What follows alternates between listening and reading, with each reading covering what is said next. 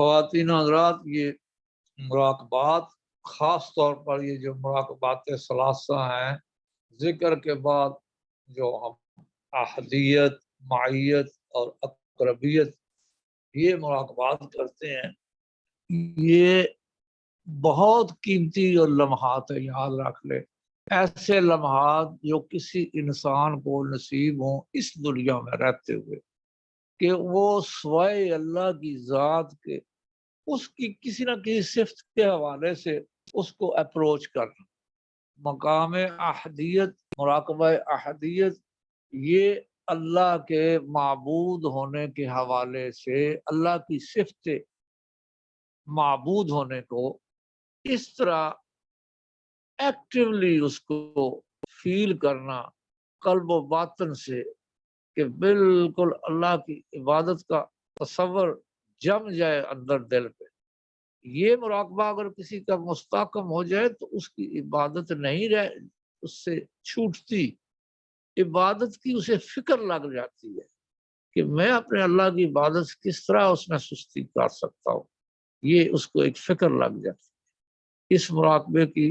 مضبوطی کا یہ مطلب ہوتا ہے کہ اس بندے کو اللہ کے معبود واحد ہونے کا ایسا کامل یقین نصیب ہو جاتا ہے کہ وہ عبادت میں لذت محسوس کرتا ہے، کیونکہ یہ معبود واحد اس کو، یہ ہم نے قبول کیا ہے۔ ایک بندہ کفر سے جو اسلام میں داخل ہوتا ہے تو سب سے پہلے وہ اللہ کو، ایک اللہ کو معبود ماننے کا جو ہے نا وہ ڈکلیئر کرتا ہے، اشہد اللہ الہ، میں گواہی دیتا ہوں یا دیتی ہوں کہ اللہ کے سوا کوئی معبود نہیں۔ No one is to be worshipped, never at all, except Allah۔ یہ وہ سوچ، یہ وہ عقیدہ ہے جو دل میں جنم لے تو اللہ فرماتا ہے پھر میں اس کے ساتھ اس پر اپنی رحمتیں اور اپنے کرم کے دروازے کھول لیتا ہوں۔ اور ایک بندے کے لیے سب سے بڑی، یعنی سب سے بڑی بھی ہے اور کم از کم بھی ہے، یعنی اللہ کی رحمت کم از کم اس پر اس عقیدہ کو اختیار کر لینے سے، اللہ کے ساتھ اٹیچمنٹ ہو جانا اس کی اس صفت کے حوالے سے کہ وہ صرف معبود واحد ہے، یہ اس کو کہاں لے جاتی ہے، کہاں کتنی کامیابی کو ہمکنار کر دیتی ہے کہ وہ جو جہنم، وہ جو ابدی زندگی مرنے کے بعد شروع ہونی ہے، اس میں اس کو جہنم سے یقیناً نجات مل جائے گی۔ اب کیسے نجات مل جائے گی؟ اگر وہ اپنے گناہوں کی سزا بھی بھگتے گا تو بھگتنے کے بعد بھی وہ یقیناً جنت میں جائے گا، جس نے اللہ کو معبود واحد ہونا تسلیم کر لیا اپنے قلب و باطن سے، زبان سے۔ اللہ پاک نے اس کے لیے کم از کم یہ جو انعام رکھا ہے وہ یہ ہے کہ وہ ابدی طور پر ہمیشہ ہمیشہ جہنم میں نہیں رہے گا، کبھی بھی نہیں رہے گا، وہ جنت میں ضرور جائے گا۔ نبی کریم صلی اللہ علیہ وسلم نے اس کی گارنٹی فرمائی۔ تو جنت کا تو احساس خواتین و حضرات اس وقت ہمیں ہوگا نا جب ہم زندگی مکمل کر لیں گے، اور اس کے بعد ہمارے پاس واپسی کا کوئی چانس نہیں ہو، اور اس وقت ہمیں صحیح سمجھ آئے گی کہ جنت کیا ہے اور جہنم کیا ہے، اور جہنم میں کتنا عرصہ رہنا ہے یہ تو وہاں جا کر سمجھ آئے گی، اس سے پہلے تو نہیں سمجھ آ سکتی۔ وہ تو پھر یقین محکم صرف محمد رسول اللہ جو صادق الامین ہے، جنہوں نے زندگی میں اپنے نبوت ڈکلیریشن سے پہلے بھی کبھی جھوٹ نہیں بولا، ہمیشہ سچ بولا۔ یاد رکھے جب محمد صلی اللہ علیہ وسلم نے سب سے پہلا دستک دی ہے اپنی قوم کو، تو وہ آپ ذرا وہ وقت یاد رکھے، اس کو بار بار اس کو ریپیٹ کرنا ہمیں فائدہ دیتا ہے۔ وذکر ان الذکر تنفع المؤمنین، قرآن میں اللہ نے فرمایا کہ آپ اپنا اس ایمان کا تذکرہ کرتے رہا کیجیے، کہ یہ تذکرہ کرتے رہنا ایمانیات کا بندوں کے، مومن فذکر ان الذکر تنفع المؤمنین، مومنوں کو نفع دیتا ہے۔ یہ یقین جو ہے یہ کم اور زیادہ ہوتا رہتا ہے، مومن کے اندر بھی ہوتا رہتا ہے، یاد رکھیں۔ اس لیے ان کا تذکرہ کرتے رہنا اور آخرت کا تذکرہ کرتے رہنا ہی اللہ کے ساتھ بندے کو جوڑے رکھتا ہے، اور آخرت کا یقین ہی اصل میں اللہ تبارک تعالیٰ کا قرب کا سبب بنتا ہے۔ جتنا آخرت کا قوی یقین ہوگا اتنا وہ بندہ اللہ کے قریب جائے گا، جتنا آخرت سے وہ نا واقف ہوگا اتنا وہ اللہ سے دور ہو جائے گا۔ تو یاد رکھیں، پھر حضور صلی اللہ علیہ وسلم پہلی دفعہ جب اپنی قوم کے پاس آئے تو وہ پہاڑ پر کھڑے ہو کر آپ نے قوم کو مخصوص انداز میں، جب وہ بلاتے تھے پوری قوم کو کوئی خاص بتا رہے ہو تو وہ اس انداز میں ان کو بلایا قوم کو، قوم اکٹھی ہوگی، مکے کے لوگ سارے اکٹھے ہو گئے۔ آپ صلی اللہ علیہ وسلم نے فرمایا بھائی یاد رکھو، میں اگر آپ کو یہ کہوں کہ اس پہاڑی کے پیچھے ایک دشمن تم پر حملہ آور ہونا چاہ رہا ہے تو کیا تم اس کو مان لو گے؟ سب نے یک زبان سب نے کہا بے شک ہم مان لے۔ ریزن دو، ایک ریزن یہ کہ آپ ہمیشہ سچ بولتے ہیں، آپ نے کبھی جھوٹ نہیں بولا زندگی میں، اس لیے آپ اگر یہ فرمائیں گے کہ پہاڑی کے اس طرف جو ہم سے اوجل ہے، یعنی جس کو ہم نہیں دیکھ پا رہے، اگر آپ تصدیق کر دیں گے کہ وہاں دشمن ہے تو مان لیں گے۔ دوسری بات ہے کہ آپ چوٹی پر کھڑے ہیں پہاڑی کے، آپ کو وہ سائڈ بھی نظر آ رہی ہے اور وہ سائڈ بھی نظر آ رہی ہے، اور سچ آپ ہمیشہ بولتے ہیں۔ اگر آپ فرمائیں گے کہ ادھر دشمن ہے تو ہم مان لیں گے۔ آپ صلی اللہ علیہ وسلم نے فرمایا سن لو، پھر میں یہ جو زندگی تم گزار رہے ہو اس زندگی کے بعد ایک دوسری زندگی کی تمہیں خبر کرتا ہوں، اور وہ زندگی جو ہے وہ ان لوگوں کے لیے مفید ہے، ان لوگوں کے لیے اس میں سکون ہے اور رحمت ہے اور مزے ہے جو اللہ کو معبود واحد جانے۔ اگر تم یہ میرے اس فلسفے کو مان لو، اس بات کو مان لو، تو تمہیں آخرت بھی کامیاب مل جائے گی، تمہاری وہ لائف بھی جو آفٹر ڈیتھ لائف ہے وہ بھی تمہاری کامیاب ہو جائے گی۔ تو یاد رکھے، نبی کریم صلی اللہ علیہ وسلم کی حدیث مبارکہ میں موجود ہے، آپ صلی اللہ علیہ وسلم نے فرمایا اپنی موت کا تذکرہ کرتے رہا کرو۔ کیوں کہ موت ہی تمہیں دنیا کی لذات سے نکال کر آخرت کی لذات کی خبر دے گی، ورنہ تم دنیا کی لذتوں میں، دنیا کے جھنجھٹوں میں، مال اولاد اور اپنے جاؤ جلال اور طرح طرح چھوٹے چھوٹے مادی مفادات کی خاطر تم اپنا سب کچھ برباد کر لو گے آخر۔ یہ دنیا ایسی اٹریکٹیو ہے کہ یہ ایک جال ہے جو انسان کے سامنے بچھا ہوا ہے، اور اس سے اللہ تعالیٰ نے ہمیں کہا کہ بچ کر تم نکل کے آؤ ادھر میرے پاس۔ یہ ہے وہ امتحان بنیادی طور پر۔ اللہ جی خلق الموت والحیات لیبلوکم ایکم احسن عملا۔ اللہ فرماتا ہے میں نے یہ تمہیں موت، یہ حیات اس لیے دی ہے، یہ موت اللہ جی خلق الموت والحیات۔ قرآن میں یاد رکھے جہاں بھی اللہ تعالیٰ نے موت اور حیات کا تذکرہ کیا تو اللہ نے اس دنیا کی زندگی کی تو بات ہی کوئی نہیں کی، اس حیات کی بات کیا جو موت کے بعد ہے۔ اللہ جی خالق الموت والحیات، پہلے موت کا تذکرہ اور موت کے بعد کی حیات اصل میں حیات ہے، زندگی ہے ہی وہ ہے۔ یہ جو زندگی ہم یہاں گزار رہے ہیں 10 20 30 40 50 60 70 80 90 100 جتنا بھی، یہ تو چند لمحوں میں گزرنے والی ہے، سب جانتے ہیں۔ جب گزار بیٹھتے ہیں تب پتہ چلتا ہے وہ ہو اتنے سال ایسے ہی گزر گئے، پتہ ہی نہیں چلا۔ جس کے 60 گزر جائیں اسے 60 پیچھے پتہ نہیں چلتا کیسے گزر گئے، جس کے 80 گزر جائے اسے 80 کا بھی نہیں پتہ چلتا کہ پیسے کیسے گزر گئے۔ تو یہ جو زندگی ہے یہ اصل میں آخرت کی کمائی کے لیے اللہ نے ہمیں دی ہے، یاد رکھیں۔ بنیادی طور پر آخرت کو کمانے کے لیے یہ زندگی دی گئی ہے۔ ہاں اس زندگی کے اپنے لوازمات بھی ساتھ ساتھ آپ نے لینے ہیں، چلانا ہے اس کو، یہ بھی منع نہیں کیا گیا۔ اس زندگی کی جو اٹریکٹیو چیزیں ہیں ان سے منع نہیں کیا، من حرم زینت اللہ التی اخرج لعبادہ والطیبات من الرزق، فرمایا کس نے منع کیا تمہیں، کس نے حرام کیا دنیا کی نعمتیں؟ قل من حرم، کس نے تمہیں حرام کیا؟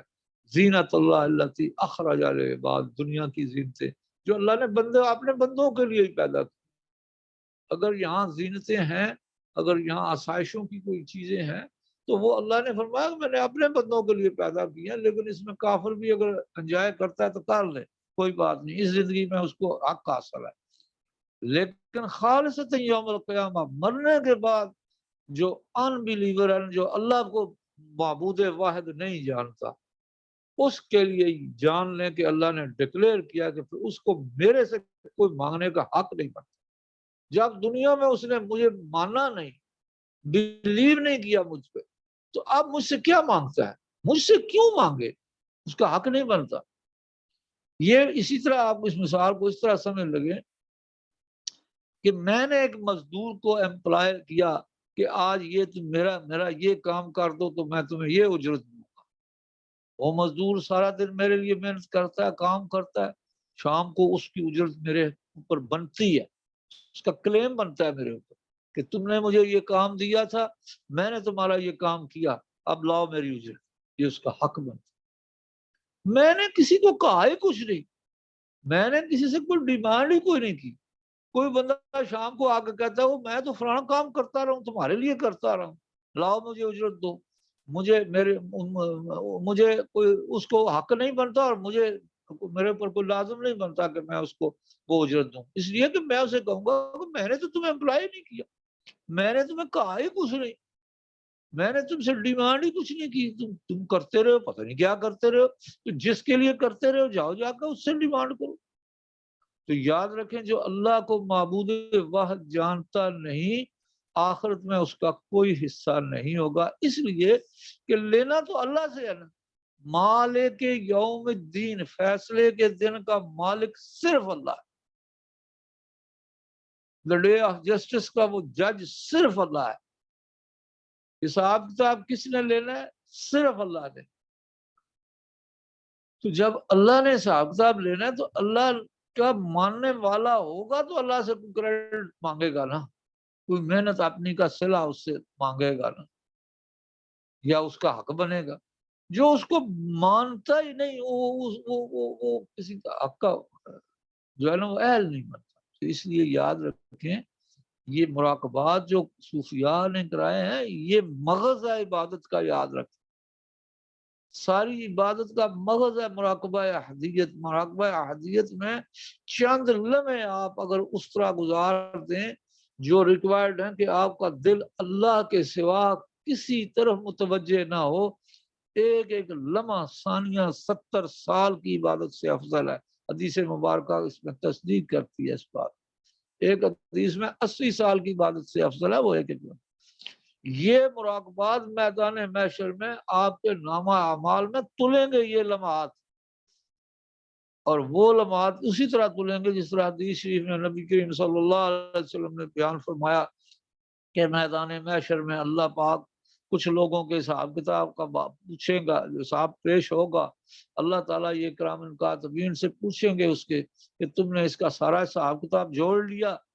چیک کر لیا، اس کے خطائیں اور اس کے اعمال صالحہ؟ وہ کہیں گے یا اللہ ہم نے کچھ نہیں چھوڑا، ما یلفظ من قول الا لدی رقیب عتید، ہم نے کوئی چیز نہیں چھوڑی اس کی جو لکھ نہ دی ہو اس میں۔ اللہ فرمائیں گے اچھا اس کا کچھ حق میرے اوپر بھی ہے جس کی خبر تمہیں نہیں وہ صرف مجھے۔ تو اس کو حدیث میں آتا ہے ایک چھوٹی سی پوٹلی میں وہ اجر و ثواب، وہ ذکر فرمایا حدیث میں، وہ ذکر وہ یاد جو اس نے دل ہی دل میں اللہ کو کی ہوگی، صرف دل ہی دل میں اللہ کو پکارا ہوگا، دل ہی دل میں اللہ کی عظمت کی بات کی ہوگی اللہ کے سامنے، اور اپنی کمائیگی کا اظہار کیا ہوگا، وہ ریوارڈ اس کو دیا جائے گا۔ اور جب وہ اعمال صالحہ کے پلڑے میں اس کو رکھے گا، چھوٹی سی ہوگی وہ پوٹلی سی، تو حدیث میں آتا ہے جب وہ پوٹلی رکھے گی تو وہ اس کے پلڑے اس طرح ہو جائیں گے کہ وہ اعمال صالحہ کا پلڑا اتنا بھاری ہو گیا جیسے وہ زمین پر ہے اور دوسرا پلڑا جیسے آسمان پر چلا گیا، اتنا اس کا ریوارڈ ہوگا۔ تو یہ یاد رکھیں، یہ مراقبات جو ہیں یہ معمولی بات نہیں ہے، اس کو آپ نے، یہ چند لمحے ہیں لیکن یہ اتنے قیمتی لمحات ہیں، انشاءاللہ جب میدان محشر میں اس کا ریوارڈ ملے گا تو آپ کو اندازہ ہوگا اس وقت۔ پھر تو آپ سوچیں گے، ہم سوچیں گے یار زندگی میں ہم نے وقت ضائع کیا، اتنا وقت ضائع کر دیا، ہمیں اگر اس پیمنٹ ہونی تھی اس سکیل سے تو ہم تو اپنا لمحات اسی کام پہ لگائے رکھتے۔ تو یہ اس چیز کا احساس، حتیٰ کہ بڑے جید سے جید اللہ تعالیٰ کے برگزیدہ بندے بھی، ان کو بھی اس وقت پچھتاوا ہوگا ان لمحات کا جو لمحات اس نے اللہ کی یاد کے بغیر گزارے۔ اللہ تعالیٰ مجھے آپ کو، تو یہ مراقبہ احادیت، میں مراقبہ معیت کی بھی چلو تھوڑی سی بات کر لوں، 2-4 منٹ اور لگ جائیں گے۔ مراقبہ معیت کا ہمیشہ یاد رکھیں، نبی کریم صلی اللہ علیہ وسلم جب ہجرت کے سفر میں نکلے ہیں تو آپ جانتے ہیں وہ غار ثور میں کس طرح، کتنی مشقت، جو لوگ وہاں گئے ہوئے جانتے ہیں غار ثور وہ پہاڑ کے اوپر ہے، وہاں جانا بھی عام بندے کے پاس کی بات نہیں، جب تک صحت مند بندہ لو جا بھی نہیں سکتا۔ تو وہاں جا کر، اور غار کتنی سی ہے، تھوڑی سی ہے غار، نیچے بندہ چھپا ہوا ہو، اوپر بندہ جو اس کے دانے پہ کھڑا ہے ذرا وہ جھک کے نیچے دیکھنا چاہے تو اسے سب کچھ نظر آ جاتا۔ کفار مکہ سارے سر پہ کھڑے تھے، ان کے گھٹنوں تک تو نیچے حضور صلی اللہ علیہ وسلم اور ابوبکر صدیق کو بھی نظر آ رہے تھے ان کے وجود، اگر وہ ذرا جھک کر دیکھتے تو نظر آ جاتا، ہاتھوں میں تو ان کے ننگی تلواریں تھیں، اور چند لمحے ہی تھے نا ان کے اور ان کے درمیان، اگر انہیں نظر آ جاتا تو انہوں نے فوراً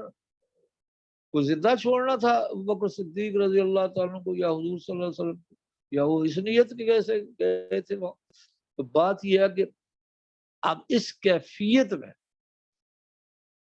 ابوبکر صدیق رضی اللہ تعالیٰ عنہ کو یہ پریشانی تھی حضور صلی اللہ علیہ وسلم کی وجود اقدس کی۔ اب وہ پریشانی کا اظہار ان سے دیکھا نہ گیا حضور صلی اللہ علیہ وسلم سے، تو اللہ نے اوپر سے ارشاد فرمایا بھائی لا تحزن ان اللہ معنا، لا تحزن، غم نہ کر، حزن غم کو کہتے ہیں، یاد رکھے لوگ بعض اس کو ڈر کے معنوں میں ادھر لکھ دیتے ہیں، ڈرنے کا یہاں کوئی تعلق نہیں ہے، ڈر تخف ہوتا ہے، لا تخف۔ موسیٰ علیہ السلام کو کہا گیا، یہ لاٹھی جب سانپ بن گئی تھی تو وہ حکم ہوا اس کو پکڑ لو، تو وہ پکڑنے سے بھی بیچارے جو جگرے تھے، انسان ہے نا، وہ بھی بنی آدم تھے، انہیں پتا ہے یہ سانپ ہے اتنا بڑا زہریلا سا بنا ہوا ہے، تو سانپ کو پکڑنا آسان، اللہ فرمایا لا تخف، خوف نہ کر، ڈر نہ کر، پکڑ لے اس کو، یہ واپس اسی طرح آ جائے گا۔ تو یاد رکھیں خوف ہے، اس کے لیے لفظ عربی میں تخف ہے، لا تخف، یہاں لا تخف نہیں فرمایا۔ ابوبکر صدیق رضی اللہ عنہ کو کوئی خوف نہیں تھا، کوئی ڈر نہیں تھا، اپنی جان کا ڈر نہیں تھا، انہیں صرف حضور صلی اللہ علیہ وسلم کا غم تھا، پریشانی تھی کہ حضور کو کوئی گزند نہ پہنچے۔ تو اصل فرمایا لا تحزن ان اللہ معنا، آپ بے غم رہو، اللہ ہم دونوں کے ساتھ ہے۔ یہاں حضرت اللہ رحمۃ اللہ علیہ ہمیشہ اس مسئلے کا بیان کیا کرتے تھے کہ یہ معیت کہ میں بھی تمہارے ساتھ ہوں، اللہ کہہ رہا ہے تم دو نہیں ہو یہاں، میں تمہارے ساتھ ہوں اس وقت۔ جب اللہ کسی کے ساتھ ہو تو کیا غم ہو سکتا ہے اور کیا پریشانی ہو سکتی ہے کسی کو، کائنات کا رب ساتھ۔ تو یہ جو ولایت ہوتی ہے نا، اس ولایت میں اللہ کی معیت اوصاف کے سبب ہوتی ہے، وصف کے سبب، ایٹریبیوٹس کے سبب ہوتی ہے۔ ان اللہ مع المحسنین، قرآن میں اللہ فرماتے ہیں اللہ ساتھ ہے ان کے جو محسنین ہیں، اچھے کام کرنے والوں، یا مع المتقین، تقوی تقوی اختیار کرنے والوں کے ساتھ، یعنی اللہ کی معیت ذاتی ان پرسن، اللہ تعالیٰ کی معیت نبی کے ساتھ ان پرسن ہوتی ہے، لیکن غیر نبی کے ساتھ ان پرسن نہیں ہوتی اللہ کی معیت، بلکہ اللہ ان پرسن ہوتا ہے، اور یہ جو ولی ہوتا ہے یا غیر نبی ہوتا ہے اس کے ساتھ میت اس کے ایٹریبیوٹ سے سبب رکھ دی جاتی ہے، اس کی صفات کے ساتھ رکھ جاتی ہے، یعنی اللہ کی میت ذاتی اور غیر نبی کی کو جو میت ملتی ہے وہ صفاتی ہوتی ہے۔ اگر وہ متقی ہے تو اللہ کے ساتھ ہے، اگر وہ محسنین ہے تو اللہ کا ساتھ اس کے ساتھ ہے، اگر وہ محسنین میں سے نکل جائے یعنی وہ نیک کام کرنا چھوڑ دے یا تقوی متقی تھا تو تقوی چھوڑ دیا تو اللہ کی معیت بھی اس سے ہٹ جاتی ہے، یعنی اللہ کی جو معیت ہوتی ہے یہ صفاتی ہوتی ہے، یعنی اس صفت کے سبب ہے،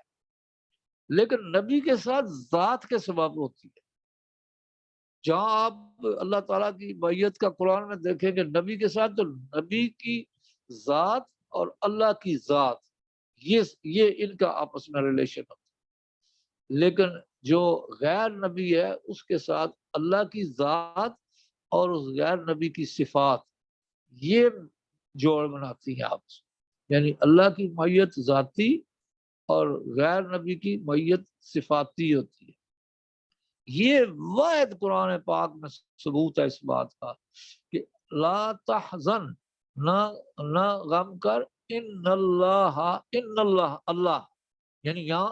صفت اللہ، خود اللہ کی ذاتی یہاں معیت ذاتی، ان اللہ معنا، ہم دونوں کے ساتھ ہے، ادھر بھی معیت ذاتی ہے ادھر بھی معیت ذاتی ہے، کوئی صفات کی بات نہیں ہو رہی ادھر۔ ابو بکر صدیق رضی اللہ تعالیٰ عنہ واحد وہ ہستی ہیں جن کا قرآن میں ان کی معیت ذاتی اللہ کے ساتھ ثابت ہے اس آیت سے۔ حضور صلی اللہ علیہ وسلم اپنی زندگی حیات مبارکہ میں رات کو سوئے تھے، آسمان بھرا تھا ستاروں سے، حضرت عائشہ رضی اللہ تعالیٰ عنہ نے پوچھا یا رسول اللہ، یہ جتنے آسمان پر ستارے ہیں اتنی نیکیاں بھی ہیں کسی کی؟ کوئی ایسا بندہ بھی ہوگا جس کی اتنی نیکیاں ہوں، یعنی ان گنت؟ تو حضور اقدس صلی اللہ علیہ وسلم نے فرمایا ہاں، عمر ابن خطاب۔ یہ بات عمر ابن خطاب رضی اللہ تعالیٰ کو جب پتہ چلی تو انہوں نے حضرت عائشہ صدیقہ رضی اللہ تعالیٰ سے کہا کہ اے ام المومنین، ایسا کرو، ایک بات، میری یہ جو نیکیاں اس کی گواہ تو آپ ہیں، یعنی آپ گواہ ہیں کہ نبی صلی اللہ علیہ وسلم نے فرمایا کہ میری اتنی نیکیاں جتنا آسمان پر یہ ستارے ہیں۔ آپ ایسا کرو کہ اپنے والد کے ساتھ میرا سودا کرا دو۔ کیا سودا کرا دو؟ فرمایا یہ میری ساری نیکیاں وہ لے لے اور وہ جو ان کو معیت حاصل ہے اس غار ثور کی، وہ معیت مجھے دے دے۔ یہ ساری میری نیکیاں جو گارنٹیڈ ہے، آپ کو پتہ ہے کہ یہ حضور نے گارنٹی کی ہوئی ہے اس، تو آپ اپنے فادر کو یعنی ابو بکر صدیق رضی اللہ عنہ سے میرا سودا کرا دے کہ یہ ساری نیکیاں وہ لے لیں اور وہ مجھے جو اس رات کی معیت انہیں اللہ کے ساتھ حاصل ہے نبی صلی اللہ علیہ وسلم کی معیت کے سبب، وہ مجھے ایک رات کی کا سودا میرے ساتھ ڈال لیں، وہ اس معیت ذاتی کا۔ تو یہ وہ ہے معیت ذاتی کا، یعنی اجر آپ اندازہ کر لیں کہ وہ انہوں نے کہا مجھے وہ ایک رات کا جو اجر ہے نا وہ مجھے دے دیں، اور میرے یہ جو آسمان بڑی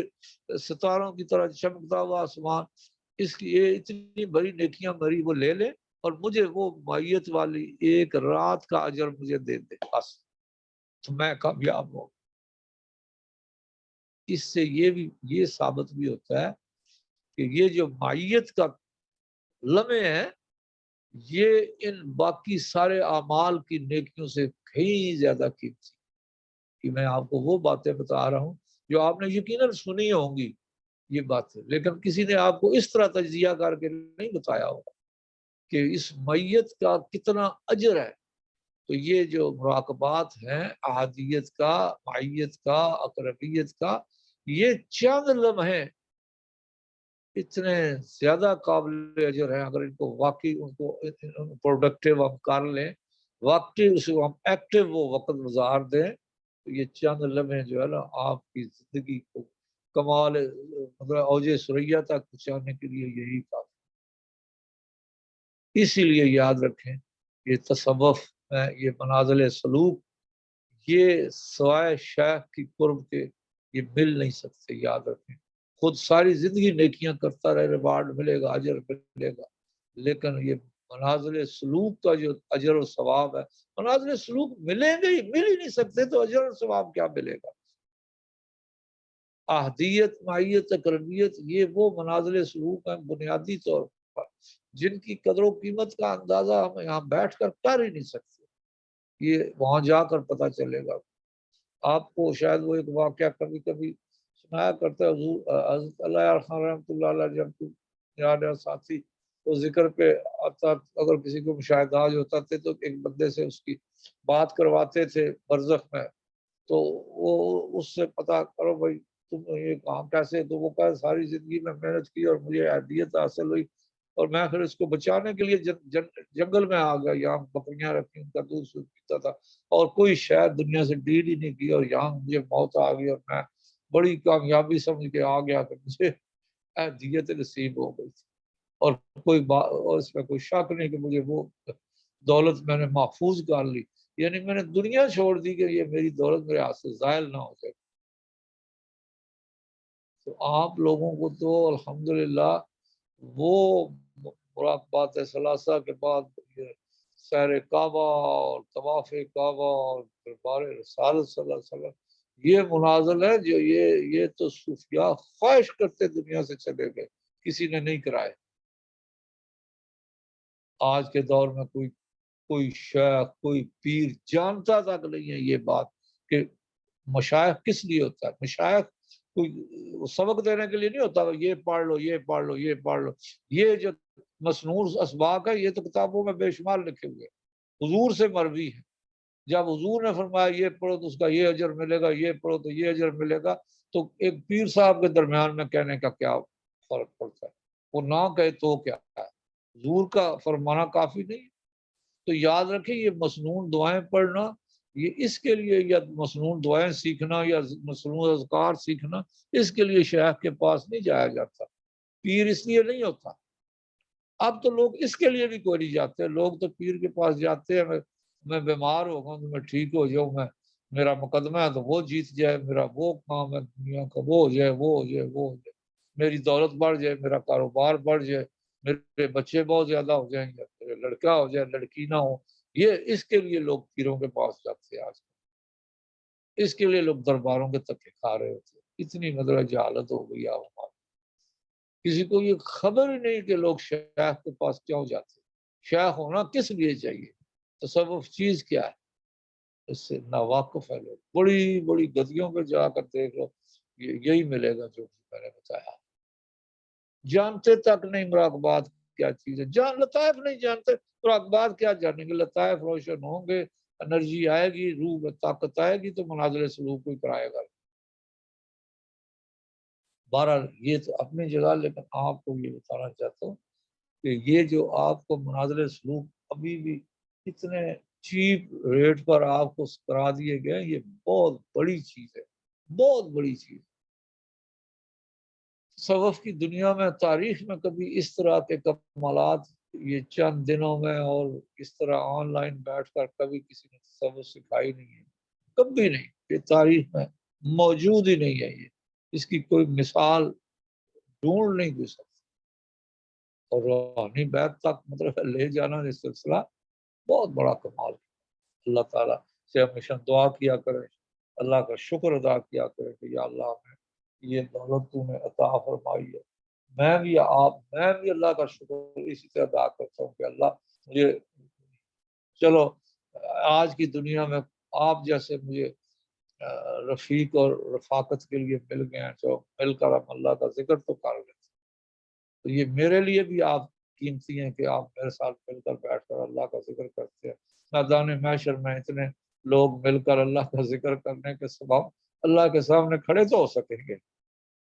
اور حدیث تو آپ کو میں نے سنائی ہوئی ہے نا، میدان محشر میں کچھ لوگ ایسے ہوں گے کہ نور کے ممبروں پر بیٹھے ہوں گے، اور طرح طرح کے ہیرے جواہرات ان کے ممبروں پر لگے ہوئے ہوں گے، اور ان کی وہ چمک دمک اس طرح ہوگی کہ لوگ پوچھیں گے کہ یہ انبیاء ہے، شہداء ہے، یا صالحین، کون لوگ؟ تو اللہ تبارک بتائیں گے، اللہ کی طرف سے بتایا جائے گا یہ وہ لوگ ہیں جو مختلف قبیلوں کے، مختلف خاندانوں کے لوگ تھے،